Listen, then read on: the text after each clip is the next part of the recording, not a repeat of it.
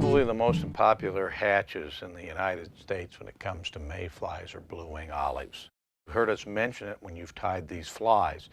The parachute Adams, the pheasant tail, the copper john, all in some form or another can represent the blue-wing olives. What are blue-wing olives? Well, it's a mayfly that comes out both in the spring and in the fall. It's our most prolific mayfly. Now I'm going to show you a version, a special way of tying it. Let's just say that you tied the parachutes and you weren't that proficient and you said, well, wait a minute, I just can't really master that. Well, my friend Mike Lawson came up with a thorax pattern that's sort of a parachute, but not with the parachute way of tying it. I'm going to modify it a little bit and show you an easy way of tying this fly that will give you a blue-wing olive imitation. And if you just don't master parachutes, you'll have another alternative. So let's get started. First of all, we're going to use an olive thread because it is a blue-wing olive. And it's going to be a light thread, an 8/0 thread. And blue-wing olives run anywhere from 16s to 24s. And this is a fly that actually, this particular pattern can be tied quite nicely down in the 24 category. First thing we're going to do is put on a tail, then a wing. There's a lot of different things that you can use. Since we already have the moose body hair, we're going to use a little bit of this. But let me tell you, microfibettes work really nice. Even a couple strands of 8X leader material. Anything that's going to provide some stability and a sparse tail. Realize that a mayfly only has 3 fibers for its tail. We're going to give a little bit more than that because we want a little stability. Now I've taken about 6 moose fibers and I've taken my thread as in the past, very important on the proportioning, halfway down the shank. Now we're using a Model 100, or if you're going after bigger fish, you might even want to use a 9300 TMC. Now we're going to measure again the mayfly tails to be somewhat the length of the shank. And we're going to then tie them right on top, just like this. Again, you should be, by the time you get here, have the material twisting out of your trouble spots. And tying these smaller fibers on won't be too hard. Now, we're going to do an easier wing than what we've done before, and there's a couple things that we can use on this wing, and I want to show them to you. We can use elk hair. And again, elk hair is such a popular material to use on dry flies, but we're going to use it just a slightly different way. We can use it and tie a fly which we call a comparadun, which we can tie it on like this, and then we can then spray. Now notice with my thumb, we can spray out the wing, just like this, and use that as a wing. Now that's one aspect. Another one is using Antron, and I'll just take this off so you can see it. Now to do this, you kind of want to take the time to stack it, and it'll spray out a lot easier. Again, this is called a comparadun, and we'll change the tail to Antron like this to imitate the shuck. So there's a lot of different varieties that you can tie this fly in different ways to get to the same effect. What about Antron for a wing? You could certainly use that. There's a variety of different wings that you could use. Right now you have some turkey flats that are in your material kit, and that works quite nicely. Or you can use something like this, which I'm going to do, which is the same as your flats. This is quite simply hen hackle, which just almost like a turkey biot, or turkey flat, excuse me, which is almost like a turkey flat. Now we're going to tie this on, and we're going to get it, since this is going to be a thorax, that we want to make sure that that wing comes up 3/4 of the way down the shank, and that's very important because we're going to tie the thorax in front of that. As you can see right now, this just kind of spreads out, makes a nice wing. You really don't have to do anything. Just you tie it right on top, I use 2 of them here, sometimes 1 depending on the size. Now you want to be careful not to go around and do a parachute, because what that'll do is that'll gather it all up so it's just a small little wing.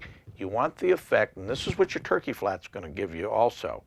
I wanted to show you, this is what, by the way, what a wing looks, the hen hackle looks like, and they work quite nicely on this too. So both materials will work quite nicely.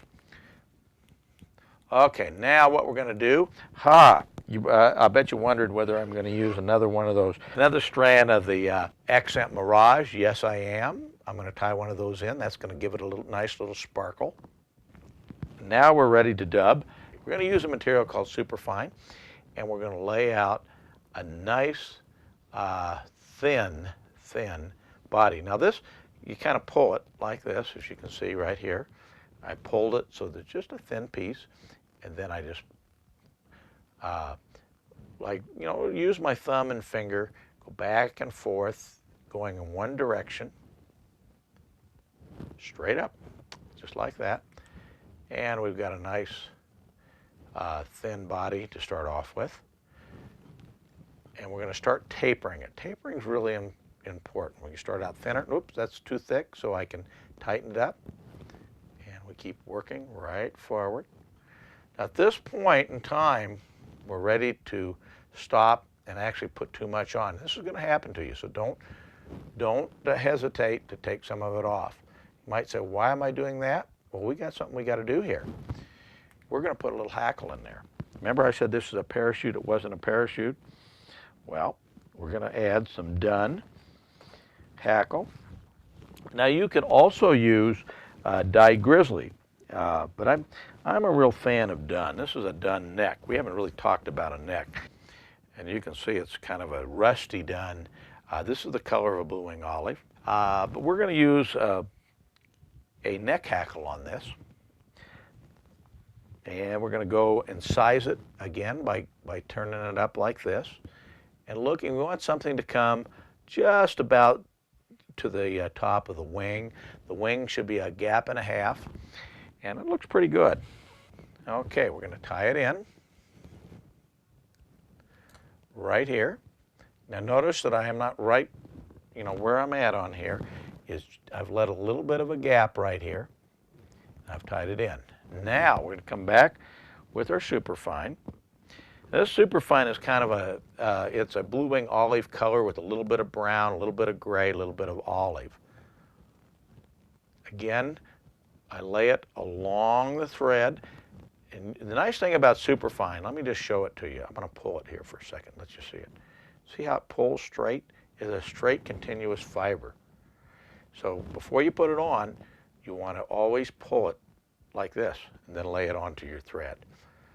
Now I'm going to keep some of it still in case I need it. And we're going to wrap, making it, again, the taper, see how it's tapered?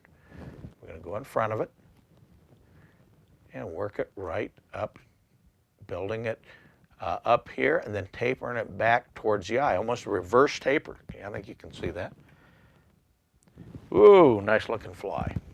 At this point, what we're going to do, this is going to help reinforce the fly and give it a little flash. We're going to take our Accent Mirage without wrapping our hackle down.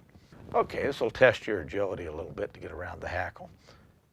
You can make it as tight as you want it. Just go right on through the thorax, all the way right up to here and stop. Doesn't that add, you can see right now what a nice little flash that adds to it. It doesn't add any weight. Okay, now we're ready for little hackle. No matter which hackle plier you use, we've shown you about all of them. And what we're going to do is we're going to wrap this right through, letting some of the body show through. Now we're going to pull this back, continue to wrap forward, all the way to the head. Now notice how I'm leaving the head back, and we're going to tie it off. Going to use our thumb to trim, and we have our little thorax here. Now all we need to do is tie it off, but we're going to do something that's going to really change the fly here in just a second. It's called engineering, fly tying engineering.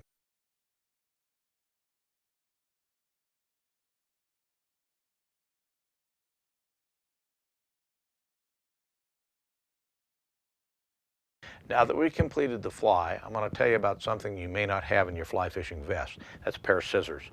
And let me tell you, it's one of the most important things that you can have in your vest because you can modify flies. Now that you're a fly tyer, you're going to know what to do. Well, the first thing that we're going to do is we're going to make a cut underneath here. Right. Yes, underneath here. Now, one of the things you want to do is make sure you cut it just right. And what we're going to do is use our thumb, hold it up, and make a cut just like this. What we don't want to do is we don't want to cut out the hackles that are off on the side. We just want to cut the hackles that are right underneath, just like that. Now you may have to do a little bit different angle here to get to it. There you go. Now what you've got is a parachute. And you didn't have to do the parachute hackle. Although I hope I've showed you the way to do parachutes, but just in case, you now have a thorax tied that will ride. Let's just take a look at it. How it's going to ride in the water. Look at that. Again, my friend Mike Lawson had a great idea. And I've modified it a little bit with a little bit different wing. You of course have the turkey flats, and you can decide what other kind of wing you want to have on it. But right now, I'll tell you, this fly is one of the most effective flies that you can ever tie, and it's easy to tie. And it's a fly, too, that takes you through the whole realm of fly tying because it's a modified fly. Think of what you can do with your scissors, taking them out of your vest and trimming some flies down to change their size, to change their look. This is where fly tying can really help you. I hope you've enjoyed the time that I've spent with you and the flies that I've showed you.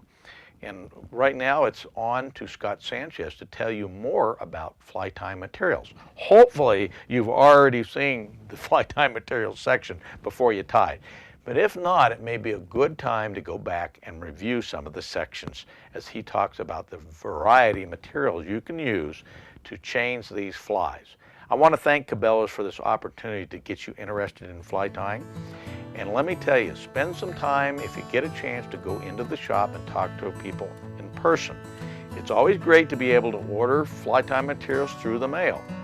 Nothing better is to put them in your own hand where you can look at them. This is Jack Dennis saying, have a happy and wonderful time tying flies. And as you can see, it isn't all that frustrating.